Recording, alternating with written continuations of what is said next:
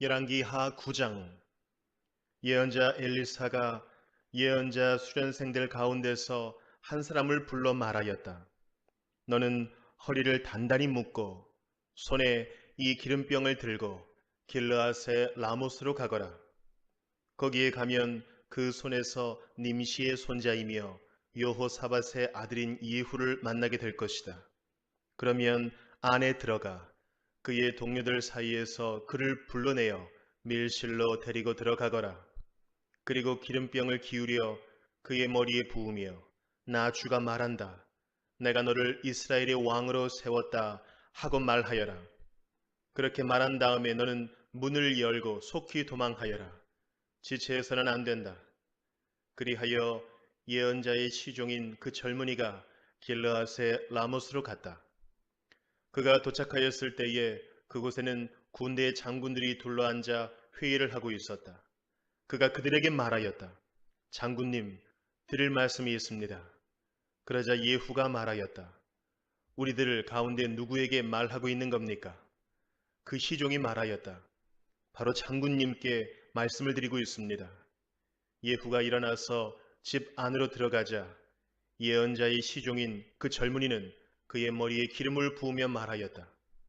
나 주 이스라엘의 하나님이 말한다. 내가 너에게 기름을 부어 주님의 백성 이스라엘의 왕으로 세웠다.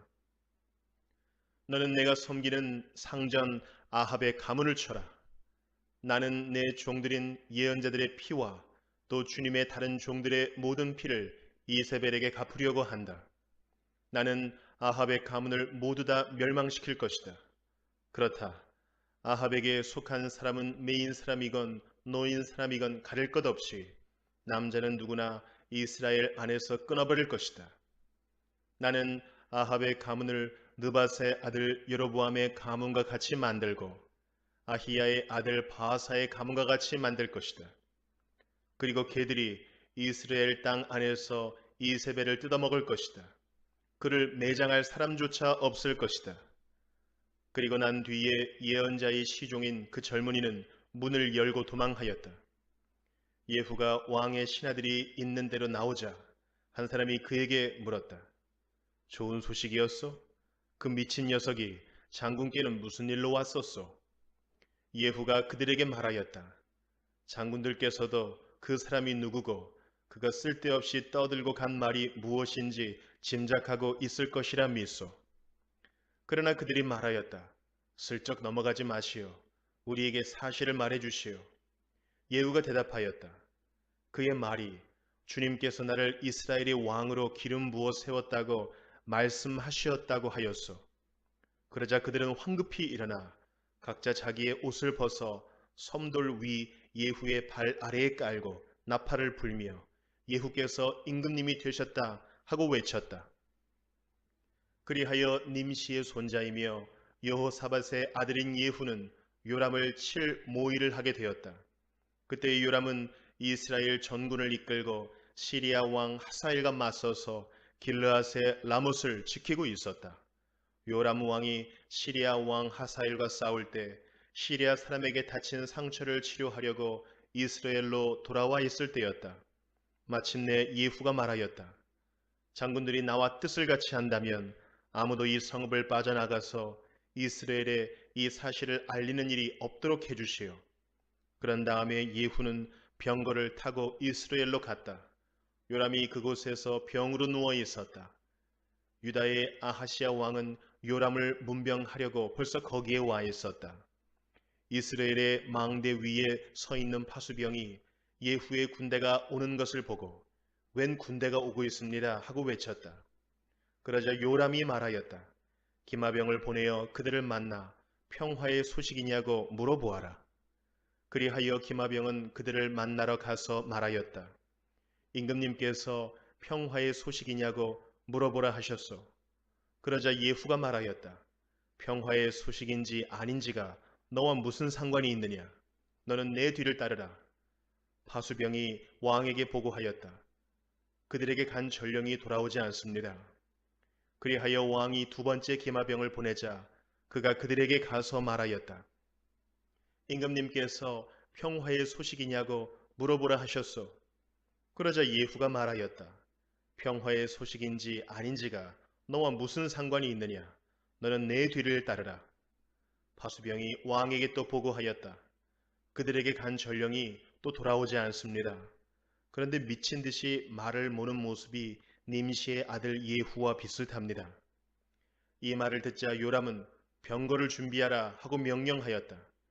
병거를 준비하니 이스라엘 왕 요람과 유다 왕 아하시야가 각각 자기의 병거를 타고 예후를 만나러 나가서 이스라엘 사람 나봇의 땅에서 그를 만났다.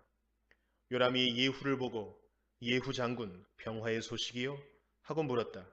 예후는 당신의 어머니 이세벨이 저지른 음행과 마술 행위가 극에 달하였는데 무슨 평화가 있겠소? 하고 대답하였다. 요람이 그의 손에 쥔 말굽비를 급히 돌려 도망하면서 아하시야에게 소리쳤다. 아하시야 임금님, 반역이요. 예후가 힘껏 활을 당겨 요람의 등을 겨누어 쏘자 화살이 그의 가슴을 꿰뚫고 나갔다. 그는 병거 바닥에 엎드러졌다. 예후가 요람의 빛깔 시종 무관에게 말하였다. 그 주검을 들고 가서 이스라엘 사람 나봇의 밭에 던지시오. 당신은 나와 당신이 그의 아버지 아합의 뒤에서 나란히 병거를 타고 다닐 때에 주님께서 그를 두고 선포하신 말씀을 그대로 기억할 것이요. 주님께서 아합에게 내가 어제 나봇과 그의 아들들이 함께 흘린 피를 분명히 보았다. 바로 이 밭에서 내가 너에게 그대로 갚겠다. 이것은 나 주의 말이다 하고 말씀하셨소. 이제 당신은 그 주검을 들고 가서 주님의 말씀대로 그 밭에 던지시오. 유다의 아하시아 왕은 이것을 보고 베타간으로 가는 길로 도망하였으나 예후가 그의 뒤를 추적하며 저자도 죽여라 하고 외치니 이블로암 북은 구루 오르막길에서 예후의 부하들이 병거에 타고 있는 아하시아를 찔러 상처를 입혔다. 그는 무기떡까지 도망하여 그곳에서 죽었다. 그의 부하들이 그를 병거에 실어 예루살렘으로 운반하고 그를 다윗성에 있는 그의 조상들의 묘지에 함께 장사 지냈다. 아합의 아들 요람 왕 제11년에 아하시아가 유다를 다스리는 왕이 되었다. 예후가 이스라엘에 이르렀을 때에 이세벨이 이 소식을 듣고 눈 화장을 하고 머리를 아름답게 꾸미고는 창문으로 내려다보았다. 예후가 문 안으로 들어오자 이세벨이 소리쳤다. 제 주인을 살해한 시므리 같은 자야. 그게 병화냐? 예후가 얼굴을 들어 창문을 쳐다보며 소리쳤다. 내 편이 될 사람이 누구냐? 누가 내 편이냐? 그러자 두세 명의 내관이 그를 내려다보았다. 예후가 그들에게 명령하였다. 그 여자를 아래로 내던져라. 그들이 그 여자를 아래로 내던지니 피가 벽과 말에게까지 튀었다. 예후가 탄 말이 그 여자의 주검을 밟고 지나갔다. 예후가 궁으로 들어가서 먹고 마시다가 말하였다. 이제 저 저주받은 여자를 찾아다가 장사를 지내주어라. 그래도 그 여자는 왕의 딸이었다. 그들이 그 여자를 장사 지내주려고 찾아 나섰으나 그 여자의 해골과 손발 밖에는 아무것도 발견할 수가 없었다.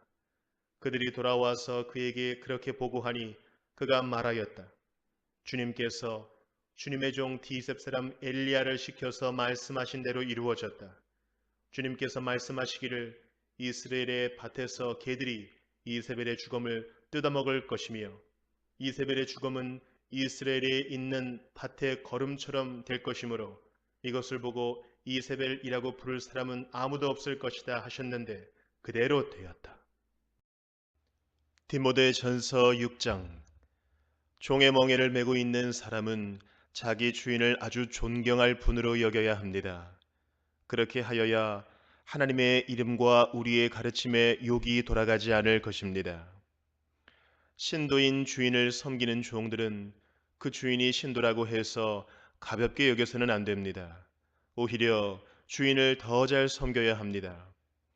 왜냐하면 이러한 섬김에서 이익을 얻는 이들이 동료 신도여 사랑하는 사람이기 때문입니다. 그대는 이런 것들을 가르치고 권하십시오. 누구든지 다른 교리를 가르치며 우리 주 예수 그리스도의 건전한 말씀과 경건에 부합되는 교훈을 따르지 않으면 그는 이미 교만해져서 아무것도 알지 못하면서 논쟁과 말다툼을 일삼는 병이 든 사람입니다. 그런 데서 시기와 분쟁과 비방과 악한 의심이 생깁니다. 그리고 마음이 썩고 진리를 잃어서 경건을 이득의 수단으로 생각하는 사람 사이에 끊임없는 알력이 생깁니다. 자족할 줄 아는 사람에게는 경건은 큰 이득을 줍니다. 우리는 아무것도 세상에 가지고 오지 않았으므로 아무것도 가지고 떠나갈 수 없습니다. 우리는 먹을 것과 입을 것이 있으면 그것으로 만족해야 할 것입니다. 그러나 부자가 되기를 원하는 사람은 유혹과 올무와 여러 가지 어리석고도 해로운 욕심에 떨어집니다. 이런 것들은 사람을 파멸과 멸망에 빠뜨립니다. 돈을 사랑하는 것이 모든 악의 뿌리입니다. 돈을 줬다가 믿음에서 떠나 헤매기도 하고 많은 고통을 겪기도 한 사람이 더러 있습니다. 하나님의 사람이여, 그대는 이 악한 것들을 피하십시오. 의와 경건과 믿음과 사랑과 인내와 온유를 좇으십시오. 믿음의 선한 싸움을 싸우십시오. 영생을 얻으십시오. 하나님께서는 영생을 얻게 하시려고 그대를 부르셨고 또 그대는 많은 증인들 앞에서 훌륭하게 신앙을 고백하였습니다. 나는 만물에게 생명을 주시는 하나님 앞과 본디오 빌라도에게 훌륭하게 증언하신 그리스도 예수 앞에서 그대에게 명령합니다. 그대는 우리 주 예수 그리스도께서 나타나실 때까지 그 계명을 지켜서 흠도 없고 책망받을 것도 없는 사람이 되십시오. 정한 때가 오면 하나님께서 주님의 나타나심을 보여주실 것입니다. 하나님은 찬양 받으실 분이시요 오직 한 분이신 통치자이시요 만왕의 왕이시요 만주의 주이십니다. 오직 그분만이 죽지 않으시고 사람이 가까이 할 수 없는 빛 속에 계시고 사람으로서는 본 일도 없고 또 볼 수도 없는 분이십니다. 그분에게 존귀와 영원한 주권이 있기를 빕니다. 아멘. 그대는 이 세상의 부자들에게 명령하여 교만해지지도 말고 덧없는 재물에 소망을 두지도 말고 오직 우리에게 모든 것을 풍성히 주셔서 즐기게 하시는 하나님께 소망을 두라고 하십시오. 또 선을 행하고 좋은 일을 많이 하고 아낌없이 베풀고 즐겨 나누어 주라고 하십시오.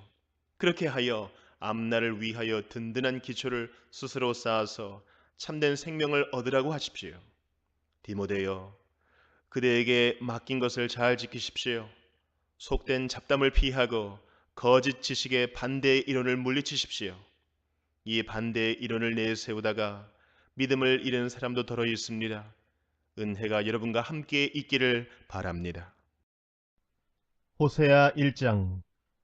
주님께서 부엘리의 아들 호세아에게 주신 말씀이다.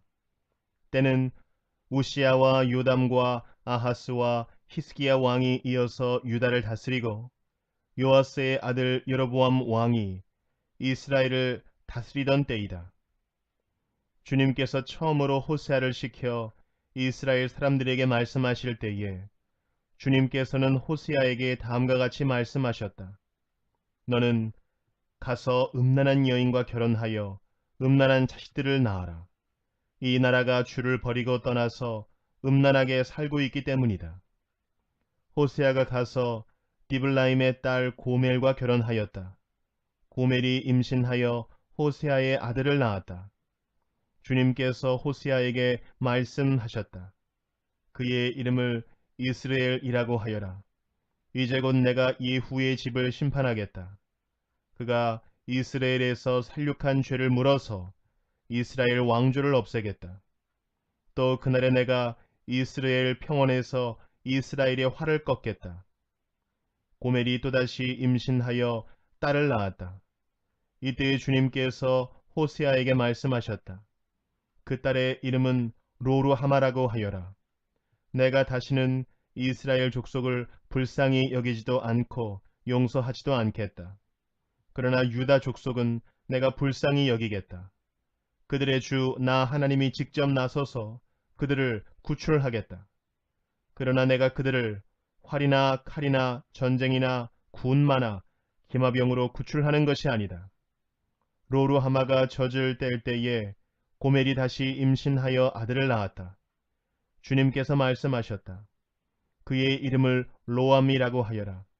너희가 나의 백성이 아니며 나도 너희의 하나님이 아니기 때문이다. 그러나 이스라엘 자손의 수가 바닷가의 모래처럼 많아져서 얼마나 되는지 아무도 되어보거나 세어볼 수 없을 때가 올 것이다. 그때가 되면 사람들이 너희를 로암이라고 부른 땅에서 살아계신 하나님의 자녀라고 부를 것이다. 그때가 되면 유다 자손과 이스라엘 자손이 통일을 이룩하여 한 통치자를 세우고 땅에서 번성할 것이다. 그렇다. 이스라엘의 날이 크게 번창할 것이다. 주님께서 손으로 몸소나를 창조하시고 나를 세우셨으니 주님의 계명을 배울 수 있는 총명도 주십시오. 내가 주님의 말씀에 희망을 걸고 살아가기에 주님을 경외하는 사람들이 나를 보면 기뻐할 것입니다. 주님의 판단이 옳은 줄을 나는 압니다. 주님께서 나에게 고난을 주신 것도 주님께서 진실하시기 때문이라는 것을 나는 압니다. 주님의 종에게 약속하신 말씀대로 주님의 인자하심을 베풀어 주셔서 나를 위로해 주십시오. 주님의 법이 나의 기쁨이니 주님의 긍휼을 나에게 베풀어 주십시오. 그러면 내가 새 힘을 얻어 살 것입니다. 이유도 없이 나를 괴롭히는 저 오만한 자들은 수치를 당하게 해 주십시오. 나는 주님의 법도만을 생각하겠습니다. 주님을 경외하는 사람들이 내게로 돌아오게 해 주십시오. 그들은 주님의 증거를 아는 사람들입니다. 내 마음이 주님의 율례들을 완전히 지켜서 내가 수치를 당하지 않게 해 주십시오. 내 영혼이 지치도록 주님의 구원을 사모하며 내 희망을 모두 주님의 말씀에 걸어두었습니다. 주님께서 나를 언제 위로해 주실까 하면서 주님의 말씀을 기다리다가 시력조차 잃었습니다. 내가 비록 연기에 그을린 가죽 부대처럼 되었어도 주님의 율례들만은 잊지 않습니다. 주님의 종이 살 수 있는 날이 이제 얼마 남지 않았습니다. 나를 핍박하는 자를 언제 심판하시겠습니까? 주님의 법대로 살지 않는 저 교만한 자들이 나를 빠뜨리려고 구덩이를 팠습니다. 주님의 계명들은 모두 진실합니다. 사람들이 무고하게 나를 핍박하니 나를 도와주십시오. 이 세상에서 그들이 나를 거의 다 죽여 놓았지만 주님의 법도를 나는 잊지 않았습니다. 주님의 인자하심으로 나를 살려주십시오. 그러면 주님께서 친히 명하신 증거를 지키겠습니다. 주님의 말씀은 영원히 살아있으며 하늘의 굳건히 자리 잡고 있습니다. 주님의 성실하심은 대대에 이릅니다. 땅의 기초도 주님께서 놓으신 것이기에 언제나 흔들림이 없습니다. 만물이 모두 주님의 종들이기에 만물이 오늘날까지도 주님의 규례대로 흔들림이 없이 서 있습니다. 주님의 법을 내 기쁨으로 삼지 아니하였더라면 나는 고난을 이기지 못하고 망하고 말았을 것입니다. 주님께서 주님의 법도로 나를 살려주셨으니 나는 영원토록 그 법도를 잊지 않겠습니다. 나는 주님의 것이니 나를 구원하여 주십시오. 나는 열심히 주님의 법도를 따랐습니다. 악인들은 내가 망하기를 간절히 바라지만 나는 주님의 교훈만을 깊이 깊이 명심하겠습니다. 아무리 완전한 것이라도 모두 한계가 있다는 것을 알았습니다. 그러나 주님의 계명은 완전합니다.